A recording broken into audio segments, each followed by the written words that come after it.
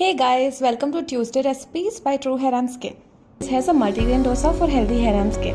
In a cup, add 1/4 cup moong dal, 1/4 cup tur dal, 1/4 cup rice, 1/4 cup chana dal, 1/4 cup moong beans, 1/4 cup masoor dal, 1/4 cup urad dal, 1/4 cup sago, 1 tablespoon fenugreek seeds. Wash 2 to 3 times, then add water.